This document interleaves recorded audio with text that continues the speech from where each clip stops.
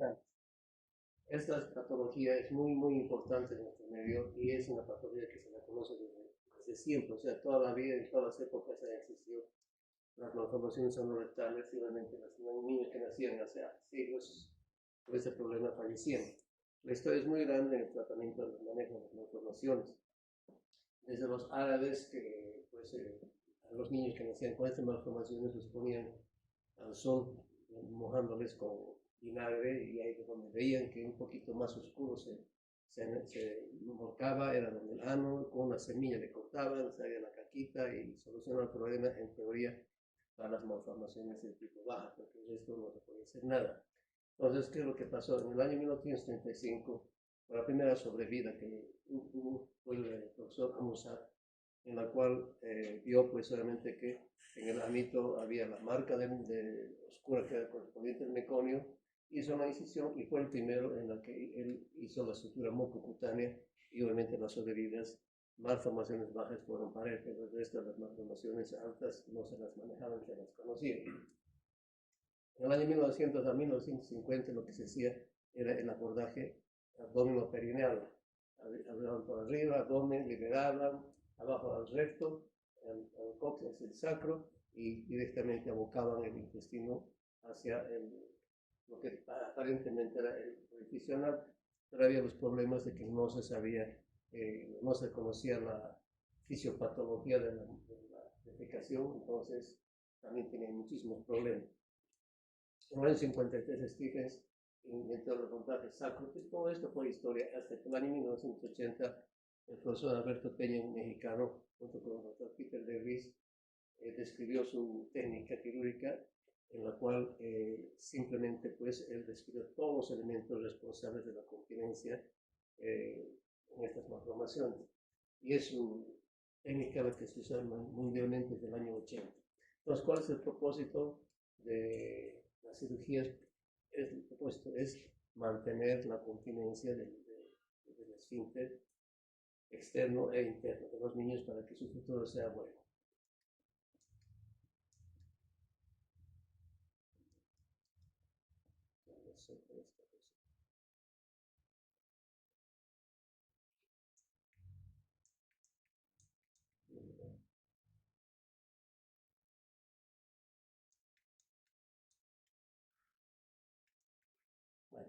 Bueno, entonces, ¿qué incidencia tenía?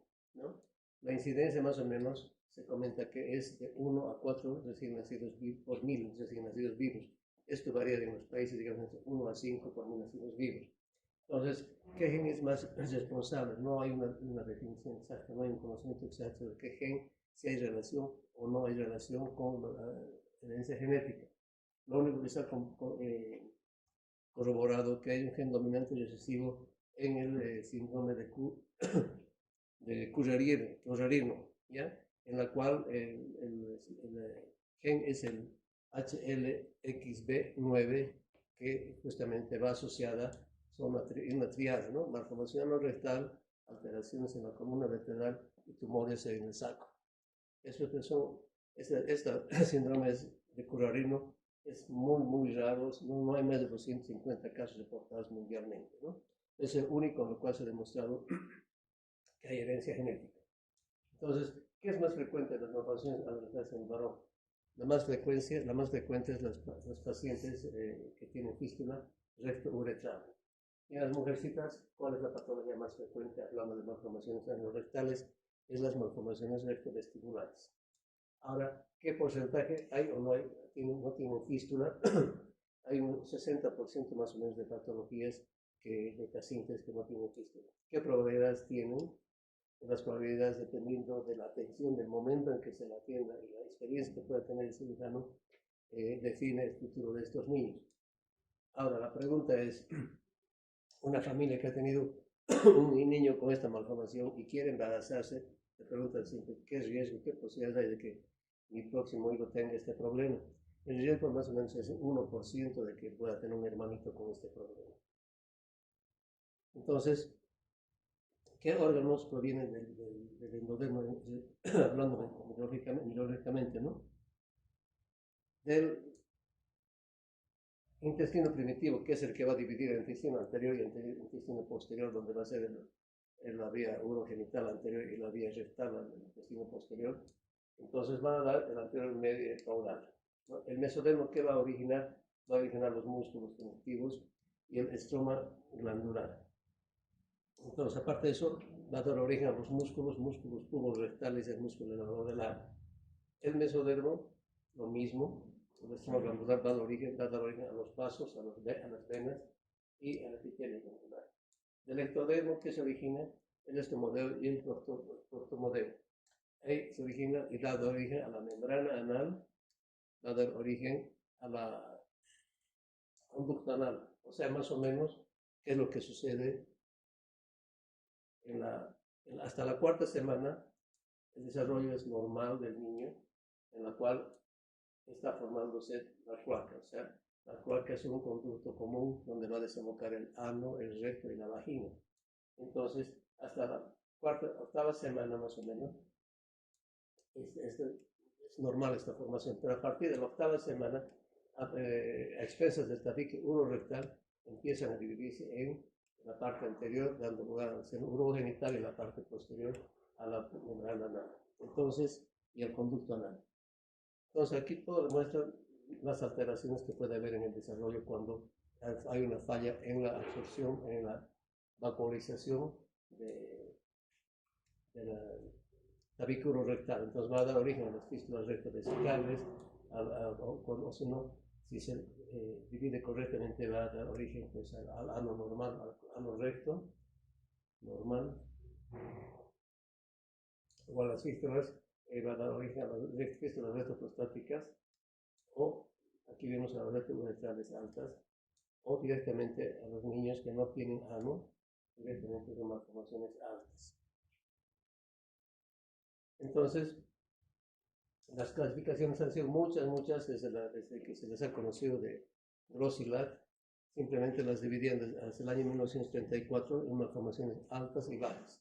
Entonces, para ellos era alta aquellos pacientes que tomaban una radiografía y medían dónde estaba la bolsa de aire hasta el nuevo ano. Si era más de 1,5 centímetros, decían son malformaciones altas. Y si era menos de 1,5 centímetros, decían que eran malformaciones bajas. Paralelamente existían los problemas de estenosis también. Y ellos nada más decían pues membrana anal, agenesia no rectal, atresia rectal, punto. Entonces no tomaban en cuenta ni la presencia o ausencia de fístulas ni el sexo, ¿no? Nixos y Stephens ya vieron más o menos posteriormente la división con fístulas y sin fístulas, pero no fue hasta el año 1980. Previamente, todas estas clasificaciones que les voy a mostrar es para que se mareen nada más un poquito, porque la clasificación de Peña es la que actualmente se utiliza. Pero esto básicamente se les usaba justo con la clasificación de Kickenberg. Se los dividía en altas, intermedias y bajas. ¿Cuáles eran las altas? Las que estaban por encima del músculo elevador del ano, las bajas por debajo del músculo elevador del ano, y las intermedias que no eran ni chicha ni limonada. Les voy a mostrar después por qué se habla del supraelevador y cómo se las clasifica y por qué. Entonces las altas o las supraelevadoras daban origen a las agenesias no rectales que tenían con fístula rectoprostática, recto vesical, o las que no tenían fístula, y las puramente atresia rectal que no tenían ninguna fístula. Hablando siempre de los hombrecitos, las intermedias venían asociadas con fístula, pueden venir asociadas con fístula recto vulvar, las fístulas sin agenesia anal, y aquellas bajas o las infralevadoras son las simplemente que tienen fístula anocutánea y una estenosis anal. Y en las mujercitas, pues lo mismo, simplemente las supraelevadoras se viven como agenesia no rectal, pero solamente que tienen fístula rectovaginal, y aquellas que no tenían fístula. Y paralelamente las atresias anorrectales. Las intermedias se las clasificaba pues como fístulas rectovestibulares, rectovaginales, que las rectovaginales pueden ser también altas o bajas, y la agenesia anal sin fístula.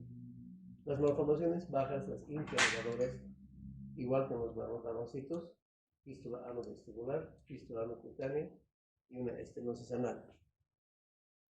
Pero Todas estas clasificaciones han sido simplificadas con la clasificación del doctor Peña, que es aceptada mundialmente, y él las divide simplemente en las que tienen o no tienen conocimiento. Eso es una clasificación predictiva. Por decirte, nace el bebé sin anito, no tiene fístula, entonces ya más o menos puedes pensar que es una malformación alta o supraelevadora, y el médico va a decir a la ama, este va a ser el plan de tratamiento, esto va a pasar con su niñito, más o menos ya pronostican cuál va a ser el futuro de este bebé. Entonces, todos los pacientes, varoncitos que tienen fístula anocutánea, que tienen una estenosis anal o una membrana anal, no van a necesitar colostomía, van a ser solucionadas en el periodo de 24 a 48 horas. Y todos los pacientitos varones que tienen fístulas rectovulvares, rectoprostáticas, rectovesicales, o aquellos que no tienen fístula, como las agenes anorrectales o las atresia rectales, directamente sí van a necesitar colostomía. Los pacientes que nacen con este problema, antes de operar, tú llevas hacia la familia, esto es lo que va a pasar. Son por lo menos unos 6 meses o un año que van a estar en cirugía sistémica. Entonces, ese es el mérito de la clasificación del doctor Peña. Y en las niñitas, pues también lo mismo. Aquellas pacientitas que nacen con fístula cutánea perineal, pues no van a necesitar colostomía. Pero todas aquellas pacientitas que nacen con fístulas vestibulares, fístulas vaginales, ya sean altas o bajas, o las agencias anorrectales puras, que no tienen fístula, o las atresis rectales, sí van a necesitar colostomía. Más aún todavía la cloaca, como hemos dicho, la cloaca es la desembocadura común del recto, ano y la vejiga y la vagina, y estas pacientitos son las más difíciles de manejar. Entonces, recordemos que pacientes que nacen con esta patología sí van a estar con colostomía de entrada y su futuro va a ser muy, muy difícil de manejar. Entonces, hay siempre malformaciones asociadas, o sea, normalmente una malformación no rectal siempre hay que pensar que este pacientito puede tener una patología más agregada, ¿no? Entonces, habitualmente tienen patologías en el sacro, en la columna vertebral, pueden tener una médula anclada, una hemivértebra. ¿Qué importancia tiene esto? ¿No? Tiene la importancia de que uno tiene que medir la distancia, digamos, en una radiografía frontal. Cuando nace un niñito, no nos interesa mucho la radiografía frontal porque no nos va a servir para hacer las mediciones que nosotros queremos. Simplemente nos va a servir para ver el sacro si está indemne, y si el espacio es 0,4 es normal, si es más de 0,9 midiendo todo esto, nos va a dar un pronóstico de esquelémico. Si es más de 0,9 la distancia, nos va a indicar de que este niño sí va a tener problemas neurológicos a futuro. Entonces, más o menos repasando un poquito, aquí vemos un pacientito que no tiene orificio anal por ningún lado, ¿cierto? Entonces, si no tiene orificio anal, es que no está desembocado en ninguna de las vías urinarias, etc. Y podemos asegurar que es una malformación alta. En cambio, aquí vemos una fístula ahí cerca del perineo, en el escroto, está desembocando por algún lado el meconio. Significa que ese rectito ha pasado, el pómulo ha pasado el esfínter externo, o digo mal, el músculo puborectal, y va a tener una buena continencia, y unas mujercitas de fístulas rectovestibulares que pueden ser manejadas también como una patología baja y hacer en el periodo neonatal inmediato su rehabilitación. Pero recordemos, nosotros hemos hablado, ¿cierto?, de que busca siempre una u otra patología. Siempre vamos a encontrar que hay un 28%, como mínimo hasta un 72%, de que estos pacientitos van asociados a otras malformaciones. Las más comunes son las que ustedes han visto, el famoso bacterial. El bacterial, que significa que hay que buscar en estos niños con malformación anorrectal que no tengan patología en la columna vertebral, como hemos mencionado, ya sea alteraciones en vértebras o sacro, una médula anclada. Obviamente ya sabemos que es un problema anal. Tenemos que descartar malformaciones cardíacas, malformaciones de atresia del esófago que van asociadas con alteraciones en la tráquea y en el esófago, malformaciones renales, y en la L, que significa en inglés malformaciones en las extremidades, ¿no? Entonces hay que descartar siempre en todos los niñitos con malformaciones anorrectales cualquiera de estas otras patologías. Entonces, ¿Por qué nos interesa saber la inervación esfinteriana? El niñito que nace con un sacro normal, que no tiene ninguna alteración, vemos que este niñito pues, no tiene ninguna alteración en las raíces sacras y va a ser un niño con una buena cirugía, va a tener un futuro normal. Cuando están alteradas, haciendo estudios solamente electromiográficos, etcétera, que corresponde, si están alteradas las raíces 4 y 5, normalmente este niño va a funcionar con una buena cirugía, pero si la raíz 3 está alterada, con seguridad va a tener incontinencia. Más aún todavía si la raíz 1 y 2 están alteradas, absolutamente seguro que va a tener incontinencia. Este niñito, si no tiene ningún problema acá, pero sí tiene un mielomeningocele, 100% va a tener incontinencia fecal y incontinencia urinaria. El mielomeningocele, ustedes saben, ¿qué es el mielomeningocele? Es la salida de meninges y luego la espina a través de la piel porque no había una están expuestos, ¿no es cierto?, las raíces. Entonces, como están expuestos las raíces, esto ya está dañado y definitivamente este niño va a tener problemas miccionarios.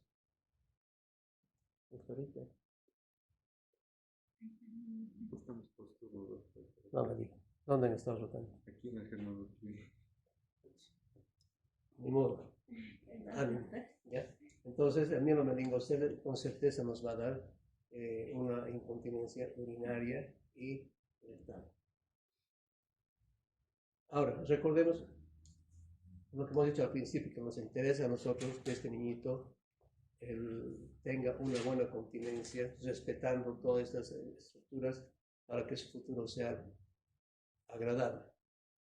Entonces, recordemos que son 3 mecanismos de continencia, todos los músculos voluntarios, la sensibilidad y la motilidad intestinal. Entonces, ¿qué músculos están presentes para tener una buena continencia? El complejo muscular del elevador del ano, el músculo puborectal, el tubo coxígeno, el coxígeno y el esfínter externo. Entonces, como dice aquí, músculo voluntario, el esfínter externo es un músculo de tipo estriado, a diferencia del esfínter interno, que es un músculo liso, no es voluntario, ¿cierto? Entonces, esto asociada a la sensibilidad del recto, ¿no es cierto? El recto, pues, tiene inervación y, obviamente, ¿qué es lo que sucede? Cuando empieza la materia fecal a progresar por el intestino, va a llenar el recto, va a distender las paredes del recto y va a despertar el deseo de la defecación.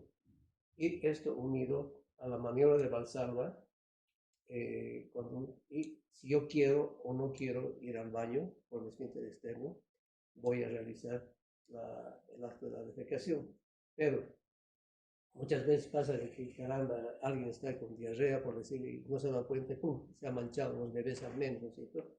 ¿Qué es lo que pasa? Como la materia fecal no ha formado el bobo, no ha distendido el recto, entonces no ha mandado señales al cerebro de que, ni a la médula espinal, de que ha despertado la sensación de ir al baño. Entonces, por ese motivo es que como no ha distendido el recto, se pasa directamente, y eso más o menos en resumen lo que produce la diarrea. Entonces, clínicamente en el varón, ¿cómo podemos diagnosticar? Porque en un recién nacido, uno dice, pucha, es fácil, ¿no es cierto?, diagnosticar. Pero en los últimos 5 años, en la unidad de neonatología han pasado desapercibidos 2 niñitos con malformaciones anorectales, que han vuelto después de 48 horas distendidos, uno de ellos ya séptico, que falleció, y el otro no. Entonces, a lo que me refiero es que es un diagnóstico clínico tan sencillo, pero a veces uno, como está posturno cansado, no se fija si tiene anito o no tiene anito, ¿cierto? Entonces, es tan fácil el examen. ¿Tiene anito? Excelente, no hay problema. Ya, pero no tiene, hay que parar las orejitas. Pero ¿qué pasa entonces? ¿Cómo podemos saber si es una fístula malformada, que tiene fístula o no tiene fístula estos niños? Como que en examen físico nada más. No estamos apoyando todavía en exámenes complementarios.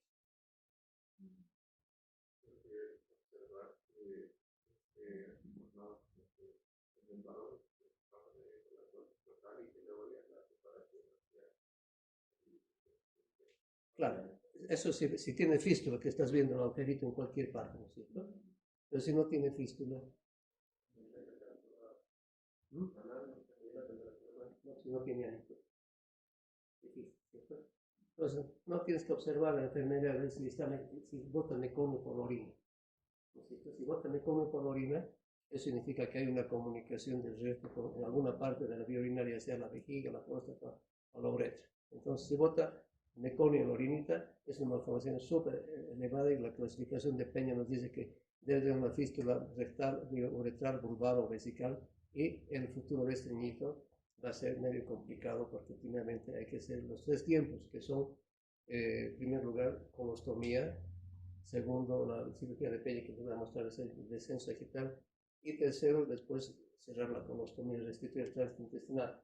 Entonces, en el varoncito, si vemos meconio en la orina, patología alta. En la mujercita también, si vemos meconio en la orina, patología alta, ¿cierto?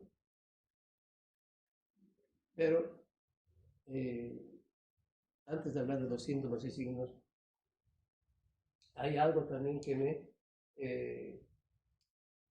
induce a pensar, a diagnosticar casi con certeza de que estos niñitos o las niñitas son altas o bajas sus malformaciones. ¿Cuál es eso? En los varoncitos, tanto con el varón como la mujer, si vemos un músculo, unos glúteos bien formaditos, vemos de que si tiene buena musculatura glútea, posiblemente es una malformación baja. Pero si vemos esos bebecitos que tienen como tablacix, que no tienen el glúteo desarrollado, el potito desarrollado, eso nos induce a sospechar de que puede ser una malformación alta, ¿verdad? Pero, más aún todavía, si vemos en el varoncito, ¿cuántos orificios naturales tenemos los varones? ¿Mm? 2 o 3. Fueron 2, ¿no es cierto? El meato urinario y el ano, ¿cierto? Entonces, si vemos un solo orificio, con certeza es malformación alta, o sea, no hay anito, solamente sea el meato uretral. Es un solo orificio, 100% seguro de que esa patología es alta, ¿no? Pero si vemos, como tú dices, un orificio, ya sea en el escroto, en el perineo o cualquier otro lugar que está desembocando en el meconio, es una malformación 100% baja. Pero ¿qué es lo que pasa? Aquí es el esfínter externo, donde en las altas no llega a atravesar esta musculatura, el elevador del ano. Entonces va a ir por aquí a la uretra, que se produce malformaciones altas. Pero las que pasan esto y desembocan en cualquier parte y se ve la mancha que hace caquito, son malformaciones bajas y el pronóstico es bueno porque ha atravesado el músculo elevador del ano, ¿cierto? En cambio, en las mujercitas, ¿qué pasa? ¿Cuántos orificios naturales? 3, ¿no es cierto? El correspondiente al meato urinario, a la vagina y al recto. Perfecto. Si vemos 3 orificios que corresponden, digamos, no tiene anito, pero vemos que tiene el meato uretral, que tiene la vaginita y tiene ahí en el vestíbulo, tiene un agujerito por está haciendo caquita. Son los 3 orificios. Entonces es una información absolutamente segura de que es baja. Pero si vemos en la mujercita solamente la uretra y la vaginita y no hay más por ningún lado, 100% es supra o alta. Más aún todavía si vemos un orificio como un agujero, por decirlo ordinariamente, es la cloaca. Entonces, esa cloaca hemos dicho que no se ha dividido ni el recto, ni la vagina, ni la uretra. Entonces, es una información requete alta y con solo el examen físico podemos nosotros darnos cuenta de que este niño va a ser portador de una u otra patología. Entonces, ya hablando de eso, los síntomas ya que son evidentes, aparte de lo que hemos visto, es no tiene anito. Si no tiene anito, el paciente se va a distender porque es una obstrucción intestinal, ¿no es cierto?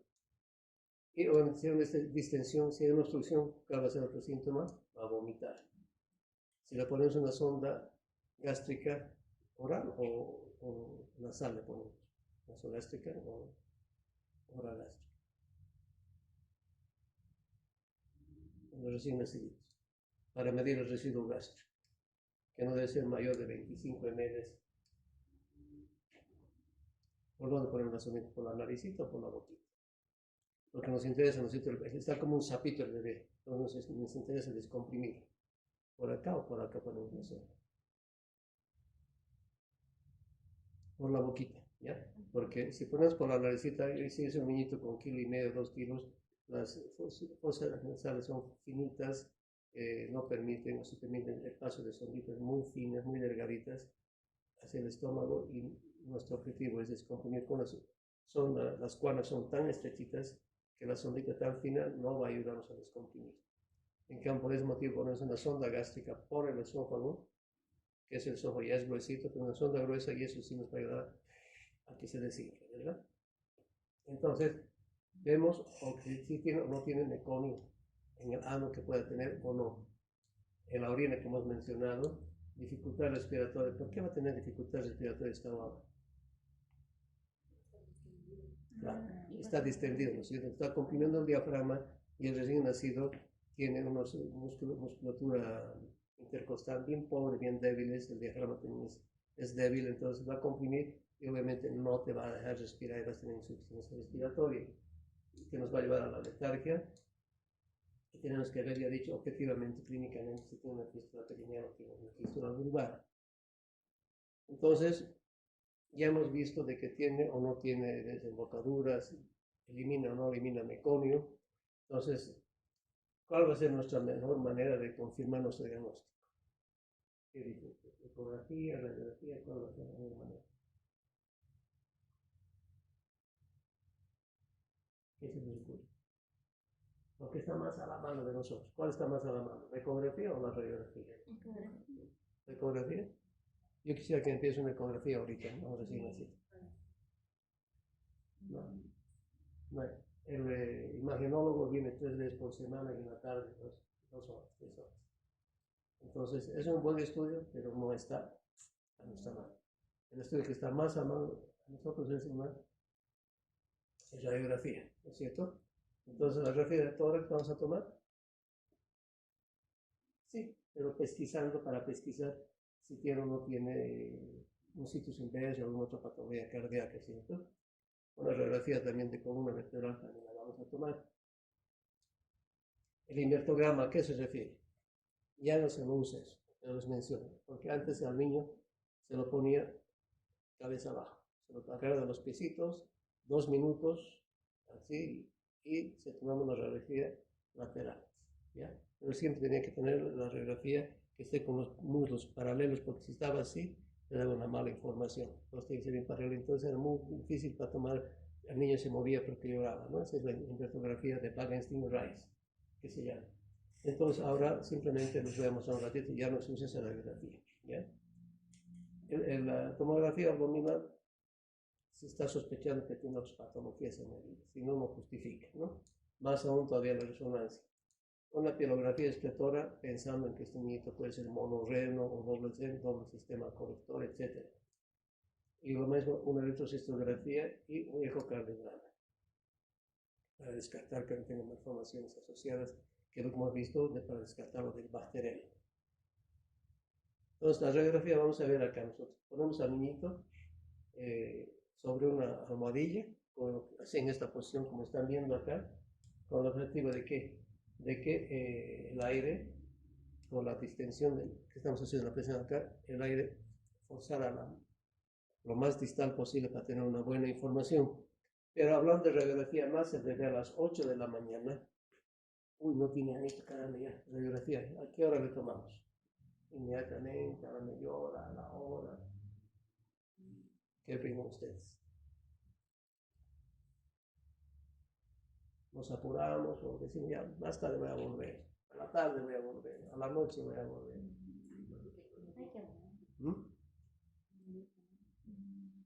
No, no. Tienes que esperar 18 a 24 horas. ¿Por qué? Porque si tú dices inmediatamente, el niño nace, llora, deglute aire, le está en el estómago, la primera porción del intestino. Le vas a sacar la radiografía y vas a hacer el resto helado.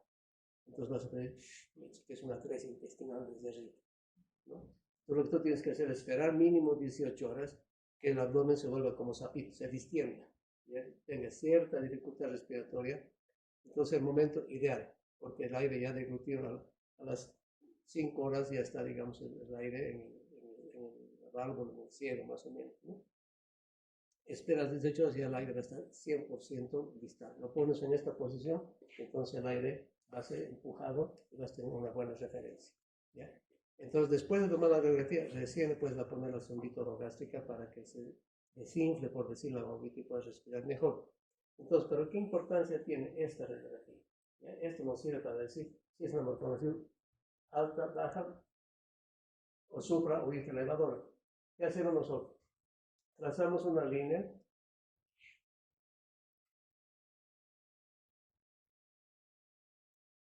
aquí. Ubicamos primeramente donde está el coxis, ¿ya? Y hacia el pubis. Pasamos una línea, que es lo que se llama la línea pubocoxígea de Stephens. ¿Qué importancia tiene esta línea del pubis al coxis? Tiene la importancia de que justo en esta línea, en este lugar, está insertado el músculo elevador del ano, que es el que nos va a dar la continencia, que es lo que les he dicho, que el intestino, si por ejemplo, está acá, el aire está acá, entonces el esfínter está acá. Entonces, no atravesado ese esfínter, el músculo elevador del ano, entonces el niñito va a tener un futuro complicado, ¿no? ¿Por qué? Porque eso entonces ya decimos que es una malformación supra o infra, alta o baja. Supra, ¿no es cierto? En cambio, si hacemos lo mismo con otro paciente, está bien distendido el abdomen, ¿ya? El aire ha progresado acá, nuestro coxis, nuestro pubis, y ha atravesado la línea pubocoxígea. Entonces este niñito es una malformación, obviamente ahí ponemos una referencia de un objeto metálico donde va a ser el nuevo anito. Entonces de esta manera podemos decir 100% de que esta patología, este niñito tiene una portador de una malformación anorrectal infraelevadora. Entonces el pronóstico de este niño en buenas manos va a ser bueno, porque lo que nos interesa a nosotros es mantener una buena cincha, ya naturalmente ya la tiene. Entonces no va a tener mayor problema. Entonces, es la manera más fácil de saber si es alta o baja. ¿Ya? Para eso nos sirve la frontal, no nos va a servir para nada en este caso porque no vamos a poder medir, simplemente nos va a servir para descartar con patología, como hemos mencionado, de comunes, ¿no? Entonces, si quieres puede ser un estudio contrastado ya más fácil, más sofisticado, con manos expertas, para ver si tiene una fístula asociada, ¿no es cierto?, con contraste, una urografía, vemos si el contraste pasa a vía urinaria o pasa a vulva, a la próstata, etc., ¿no? Y la ecografía, ¿cierto? Pero en una radiografía nosotros podemos objetivamente agarrar y ver la radiografía, porque podemos medir lo que les he dicho acá. En una ecografía, esto les muestro, nada cancho, ¿no es cierto? Simplemente tenemos que creer la flechita que pone aquí el imagenólogo, bolsa de aire, recto, bla, bla, bla. Entonces estamos nosotros dependiendo de la colega que ha hecho el estudio, porque no podemos nosotros adivinar. Entonces la ecografía en buenas manos es un buen también diagnóstico. Entonces, recordemos nosotros que en primer lugar, nosotros que tenemos que ser un niño que nace con malformación anorrectal supraelevadora, lo que nos interesa es desfuncionar ese intestino, descomprimir. Uno, con la sonda gástrica, que hemos dicho, pero eso no va a ser suficiente porque vamos a poder desinflar la parte del estómago, intestino delgado, una parte, nada más. Pero lo que está empujado a la distensión del recto no lo vamos a poder lograr con sonda. Entonces tenemos que hacer sí o sí una colostomía, ¿no? Entonces, la primera cirugía de emergencia en primer tiempo es colostomía. ¿Ya? Entonces, recordemos nosotros las ileostomías y colostomías, ¿qué funciones tienen? Absorben las grasas en el intestino delgado, sodio, cloro, potasio y bicarbonato. También las vitaminas se absorbe agua. En cambio, en las colostomías, ¿cuáles son las funciones del colon? Absorben el sodio y el agua, secreción de moco pH de 8 más o menos, e incubación de bacterias, que es importante, ¿no? Entonces, esto hace como se absorbe el líquido, como se absorbe el agua también, entonces eso hace de que la materia fecal se vuelva un poco más pastosa o sólida. Entonces, indicaciones de colostomía en niños. No se hace habitualmente como en adultos, la Harman 1, Harman 2, etc., ¿no? Todos los vetos congénitos, hemos dicho, que tienen malformaciones rectales. un niñito que tiene una secuela neurológica que no porque hace un accidente va a nacer con mielomeningocele, no contiene la orina, no contiene las heces, la colostomía. Accidentes de tránsito, no sé cuál es, accidentes de tránsito donde ha habido ruptura de vísceras, un descomprimido. O una enfermedad inflamatoria, un vólvulo donde había una necrosis importante, tiene sido una colostomía temporal. Más aún el cáncer, cuando es cáncer de recto, no basta quedar, en este caso ya no una colostomía temporal, sino una colostomía definitiva, y eso tienes tú que valorar si vas a hacer una derivación permanente o transitoria. Entonces las colostomías, como ustedes ven, en las malformaciones rectales se las hace de esta manera. No se hace como las de adultos juntos, ¿verdad? Con caña de escopeta. Aquí se hace con un puente de piel o en cabos separados o cabos divorciados, como se llama, ¿verdad? Entonces, en teoría, ¿por dónde sale la caquita? ¿Por acá o por acá? ¿Por arriba o por abajo? Por arriba, ¿no es cierto? Ya. Pero nos interesa a nosotros, ¿por qué estamos haciendo la colostomía? Uno, para que se desinfle el bebé, ¿cierto? Y otro, como hemos dicho que son supralevadoras y hay paso de la fístula a la vía urinaria, entonces lo que tenemos que nosotros es descomprimir esto para que la caca que está acá no pase a la vía urinaria y no tengamos infecciones urinarias a repetición que puede llevar a una sepsis, ¿cierto? Pero esto no es suficiente hacerlo de esta manera. Porque, como dices, hace caquita por acá, pero si no tienes mucho cuidado, la mamá trabaja, etcétera, etcétera, el niño se manche con caca y la caca en vez de estar aquí nomás va a pasar todo esto. Entonces, obviamente, hay el riesgo también de que pase a la vía urinaria, ¿cierto? Entonces, lo que se hace en niños es una trampa, es al revés.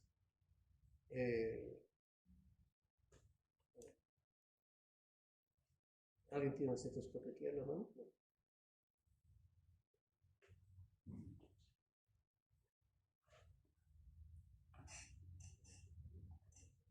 Si no prestan tu bolígrafo, por favor. Sí. Aquí está, este es el intestino. ¿Ya? Entonces lo que hacemos es seccionamos y hacemos las dos boquitas que están viendo acá. Esta es la boca superior y esta es la distal, que están viendo acá. Pero igual se va a contaminar posiblemente esto. Lo que hacemos es la inversión de haces. Cortamos así y llegamos a esta distal así. Y queda esta de abajo acá.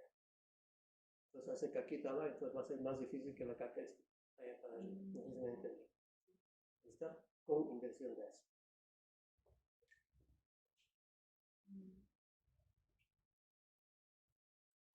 Esta la llevas para allá y esta para abajo. ¿Sí? Bien. Gracias.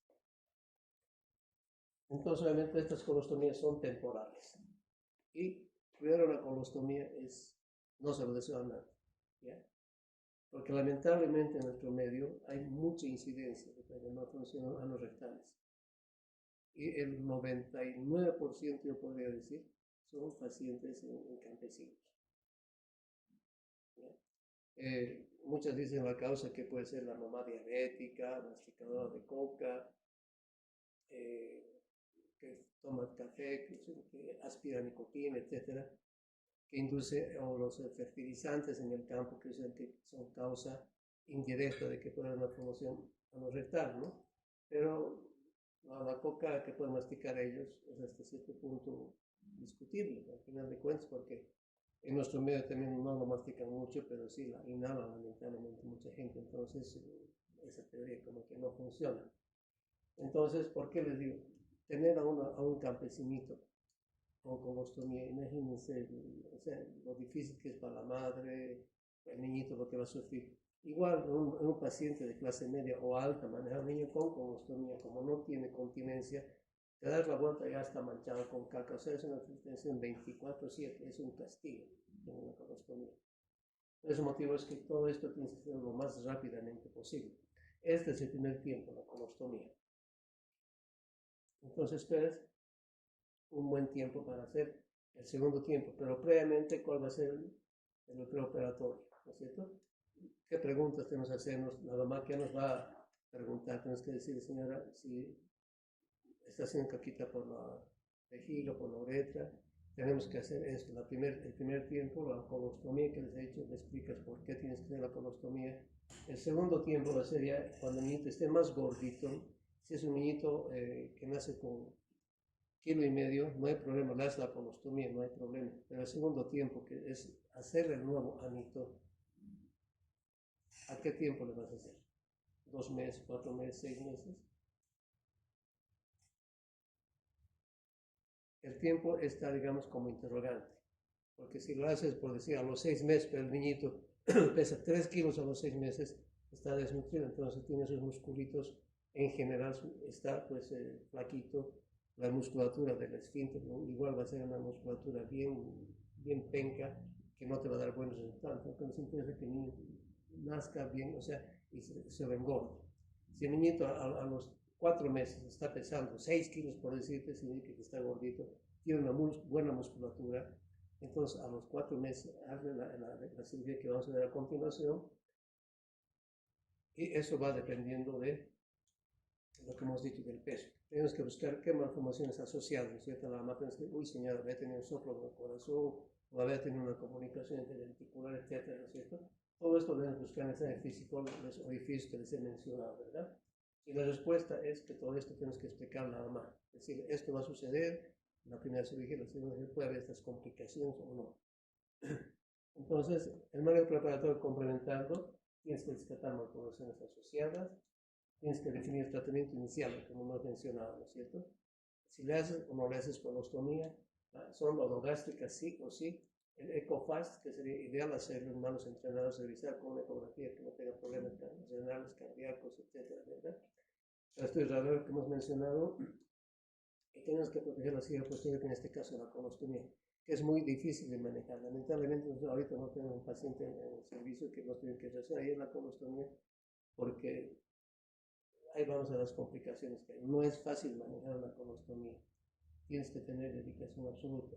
Entonces, complementando el tratamiento preoperatorio, obviamente el ayuno para la anestesia general, aseo general del colon, tienes que mantener una buena temperatura, porque la temperatura es importante. Cuando el paciente está con baja hipotermia, induce a que puedas tener problemas respiratorios, neumonías, etcétera, depresiones, etcétera, ¿no?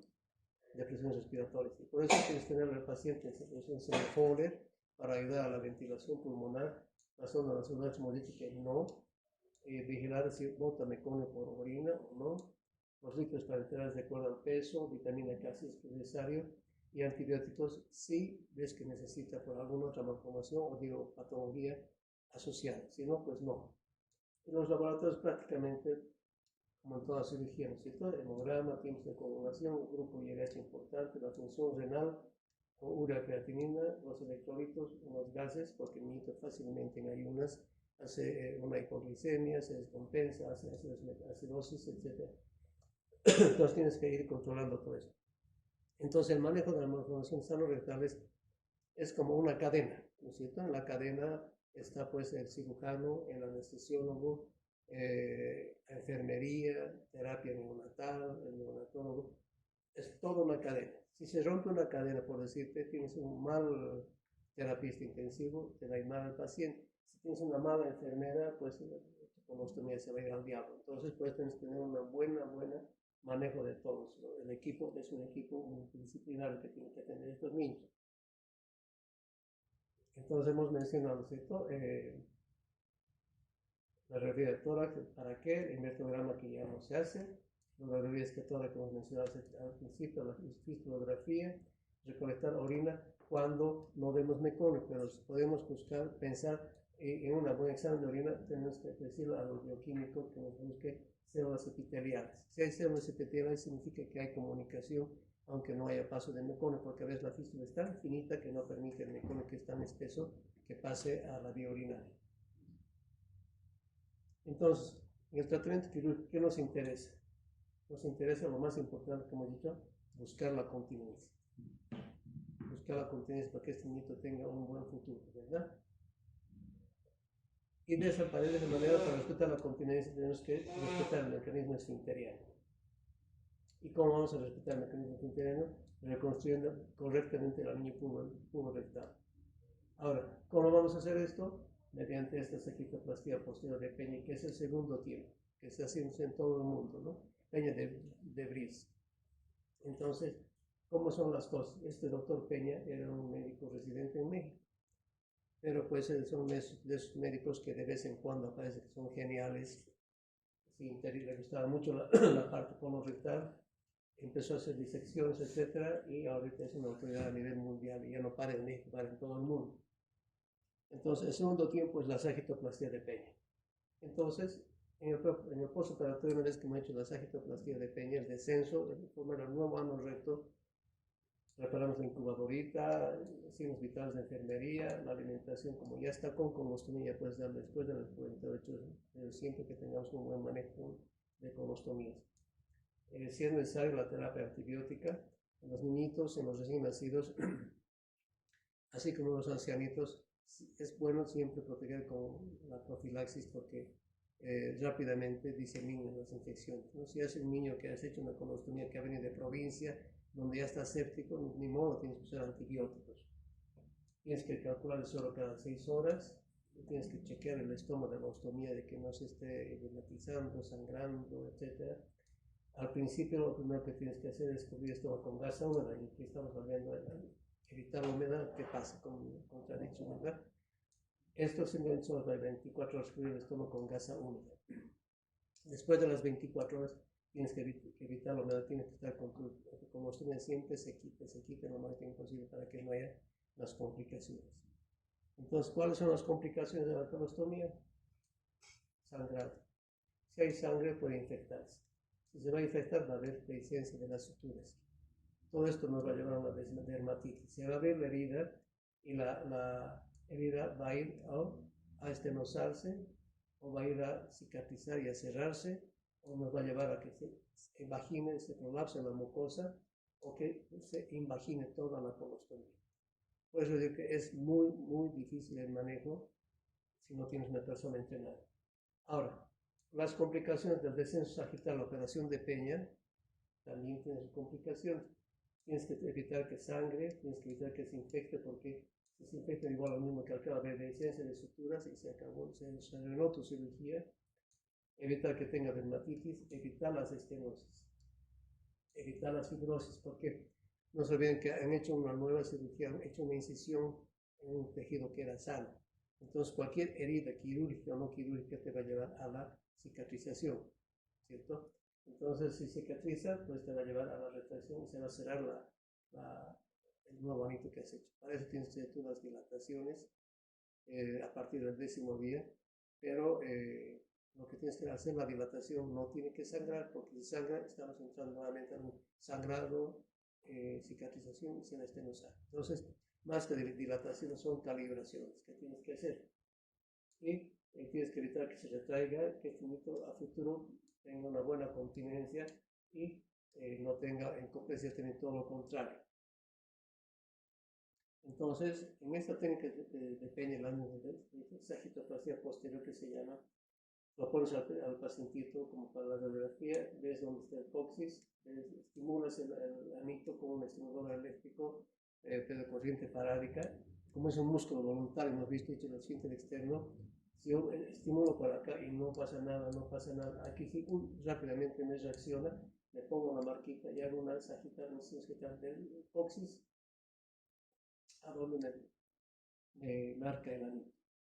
Y así me permite ver las estructuras que voy cortando. Tiene que ser siempre al 100% medio, porque si cortas a un lado, entonces vas a tener más músculo a un lado, menos músculo a otro lado, y no vas a tener un buen paso al medio del nuevo intestino. Aquí estás abriendo, separando, vas a ir a buscar el coxis, y habitualmente por debajo del coxis está terminando la bolsa intestinal.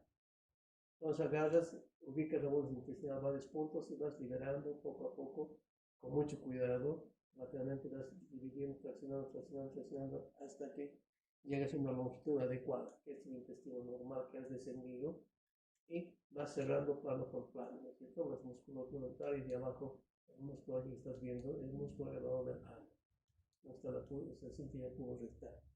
Entonces, haces tu nuevo anito acá, cierras plano por plano con incisión que has hecho en la línea media, y ahí tienes tu nuevo anito, ¿verdad? Entonces, antes de cerrar, tienes tú poner un calibrador, depende de la edad más o menos, un Hegar 8, digamos, y después de los 10 días de operado, tienes que empezar a hacer las dilataciones o las calibraciones con el mismo dilatador que has hecho con el 8, ¿ya?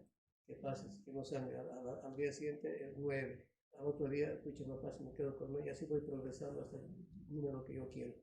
Ahora, ¿cuándo voy a cerrar mi? Porque este es el segundo tiempo, ¿no es cierto? El tercer tiempo es el cierre de la colostomía. ¿Cuándo voy a cerrar la colostomía? O restituir el tránsito intestinal que se llama. Cuando esté seguro, después de varios meses, no, no todavía. Ahorita voy a responder eso. Cuando estés seguro de que después de un mes, 2 meses, no se ha cerrado tu anito nuevo, no se ha cicatrizado, no se ha estenosado, el dilatador que has pasado es el 10, al día siguiente sigue el 10, a la semana sigue el 10, entonces ya estás seguro de que no hay estenosis. Entonces ahí sí tú puedes ir a cerrar tu colostomía. Pero no vas a dar, ahorita vas a dar de alta hospitalaria, ¿no es cierto? Ya has ido a la casita, ya tiene 15 días, 2 semanas en el hospital, ya se controla bien, la mamá le enseñas cómo hacer las dilataciones, porque si vienes de provincia es muy difícil que venga todos los días al hospital para que te hagan la dilatación. Dependiendo de la familia, puedes enseñarle, ni modo, si queda en el hospital con riesgo de que se sobreinfecte, pero ya tienes que ver la manera de solucionar el problema del bebé. Pero cuando estés seguro de que este anito ya no se ha estenosado, ¿no? Entonces ahí tú recién puedes ir a cerrar la colostomía. Ahí te quedas tranquilo, no. Este bebé, digamos, lo ideal es cerrar la colostomía antes de los 8 meses, porque a los 8 meses el niño se sienta, se hunde la colostomía, gatea, sangra, pierde sangre, entra anemia, va a haber las complicaciones que hemos mencionado. Entonces, lo ideal es que para los 8 meses el bebé ya esté con su tránsito intestinal reducido. Entonces ya está normal, entre comillas. Pero no voy a dar todavía. Este niñito lo voy a seguir viendo, porque así queda más funcionamiento. Tienes que poner el dilatador, entra fácilmente, ¿ya? Este angelito lo voy a tener que seguir viendo durante mucho tiempo. Cada mes, cada 3 meses, ya tiene un añito la mamá, ¿qué tal? ¿Está bien? Sí, su anito está bien, una belleza. 2 años, perfecto, lo sigo viendo. 3 años viene la mamá, ¿cómo está el bebé? Bien. ¿Y qué tal? Ya avisa al doctor para hacer caca. ¿Cómo dice? Sí, caca, y se hace solito. Pipí también ya se hace solito. Entonces ahí recién le voy a dar alta médica a mi mamá, porque yo sé que mi bebé ya avisa, ya está haciendo continente, porque ya tiene el deseo de hacer caca, quiere hacer caca y le avisa a la mamá y le hace caca. Entonces, tu continencia se respeta. Pero lamentablemente, si a los 4 años viene la mamá, ¿cómo te dice? Ay, doctor, en la guardería no quiere estar nadie con él. Cochino, le dicen, porque todo el día huele a caca. Porque se anda manchando. Entonces, ahí pues lamentablemente no lo puedes dar a la alta médica porque no has solucionado su problema de este niño. ¿Cierto? Entonces, más o menos ese es el manejo de las malformaciones rectales, que hay una cosa muy importante en medicina. Si tú tienes algún problema en la cirugía o cualquier patología, no tienes que ser cerrado. No tienes que tener vergüenza en pedir ayuda. No tienes vergüenza en decir, pucha, no sé, ayúdame. ¿Por qué? Al menos en este caso. Si no tienes el entrenamiento, no tienes, o dudas de alguna cosa, no te metas a hacerlo. No seas de esos cretinos de que no, a mí no me hagan, yo voy a hacer caca y destrozas toda la patología, cicatriz después de andar a operar de nuevo a ese niñito. Olvídate, no puedes. Sí, virgencito, no has podido operarlo bien. Puede ser con cicatrices, con extracciones, no vas a encontrar por la anatomía se alterada. Entonces, ¿qué pasa? Al niñito y a la familia has hecho un daño irreparable. En cambio, si te escuchan, no sé, a ver, hermano, a ver, ayúdame, perfecto. Y después pasa vergüenza, es que burro, decir que tonto. Y animó, me pasó 1 hora, 2 horas de vergüenza, un día de vergüenza. Pero te has llamado que esa familia no te diga ese desgraciado de la fregada a mí. ¿No es cierto? No tengan vergüenza jamás en pedir ayuda. Ok, chicos, ¿tienen alguna pregunta? Con relación al ECOFAST que mencionaba para hacer la verificación, Sí. ¿el ECOFAST no se utiliza igual en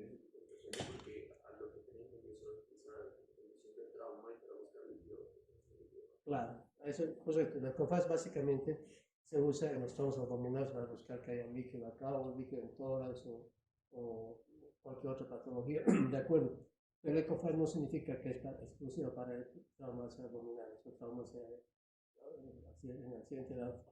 Es toda la patología, en este caso para pesquisar que el corazoncito esté en el lugar correcto, para pesquisar el tamaño, el volumen, para ver si tienes un solo riñón o dos riñones o quiero colector, en fin, es capaz para realizar todo eso.